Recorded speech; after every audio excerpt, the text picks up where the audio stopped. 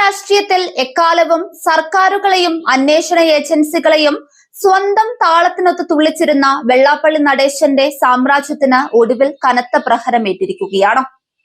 പൂട്ടുവീഴുന്നത് കേവലം ആരോപണങ്ങളിൽ മാത്രമല്ല, വിജിലൻസ് നേരിട്ട് ഹൈക്കോടതിയിൽ സമർപ്പിച്ച കൃത്യമായ കുറ്റപത്രങ്ങളിലൂടെയാണ്. തനിക്കെതിരെ ഉയരുന്ന വിജിലൻസ് റിപ്പോർട്ടുകൾ കണ്ടിട്ടും ഒരക്ഷരം മിണ്ടാനാവാതെ, സർക്കാരിൽ ആരെയും സ്വാധീനിക്കാൻ കഴിയാതെ വെള്ളാപ്പള്ളി പൂർണ്ണമായും ഒറ്റപ്പെട്ടിരിക്കുകയാണ്.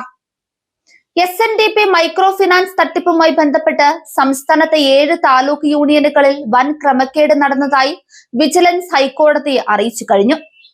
പുൽപ്പള്ളി, മാനന്തവാടി, റാന്നി, കുന്നത്തുനാട്, കണയന്നൂർ, ചിറ്റൂർ, തളിപ്പറമ്പ് എന്നീ യൂണിയനുകളിലാണ് കോടികളുടെ അഴിമതി കണ്ടെത്തിയത്.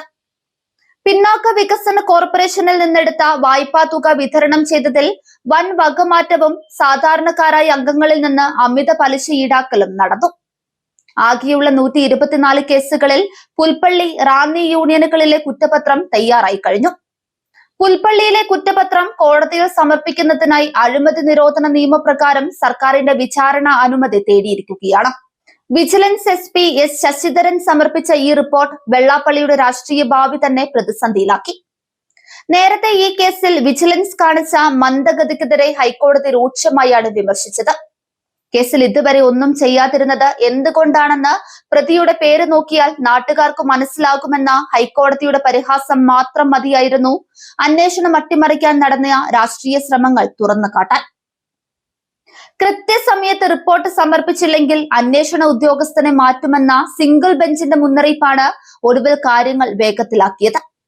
2016 VS അച്യുതാനന്ദൻ നൽകിയ പരാതിയിലാണ് 15 കോടിയുടെ സാമ്പത്തിക തിരിമറി ചൂണ്ടിക്കാട്ടി വെള്ളാപ്പള്ളിയെ ഒന്നാം പ്രതിയാക്കി കേസെടുത്തത്.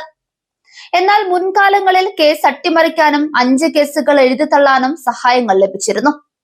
കണിച്ചുകുളങ്ങര യൂണിയൻ സെക്രട്ടറി KK മഹേശന്റെ ആത്മഹത്യ ഉൾപ്പെടെയുള്ള കറുത്ത അധ്യായങ്ങൾ ഈ കേസിന്റെ പശ്ചാത്തലത്തിലുണ്ട്. മഹേശന്റെ മരണത്തിൽ വെള്ളാപ്പള്ളിയെ പ്രതി ചേർക്കാൻ കോടതി ഉത്തരവിട്ടിട്ടും ഭരണസ്വാധീനത്തിൽ രക്ഷപ്പെടുകയായിരുന്നു. പണ്ട് നവോത്ഥാന സമിതിയുടെ തലപ്പ് തിരുത്തിയും ഡീലിറ്റ് ശുപാർശ നൽകിയും സഹായിച്ച ഭരണ സംവിധാനങ്ങളുടെ തണൽ ഇനി വെള്ളാപ്പള്ളിക്ക് ലഭിക്കില്ല. ചെന്നിത്തലയുടെ കീഴിലുള്ള വിജിലൻസ് വകുപ്പിൽ രാഷ്ട്രീയ ഇടപെടലുകൾക്ക് സ്ഥാനമില്ലാത്തതും VD സതീശനുമായി ഉടക്കി നിൽക്കുന്ന സാഹചര്യവും വെള്ളാപ്പള്ളിയെ കൂടുതൽ പ്രതിരോധത്തിലാക്കുന്നുണ്ട്.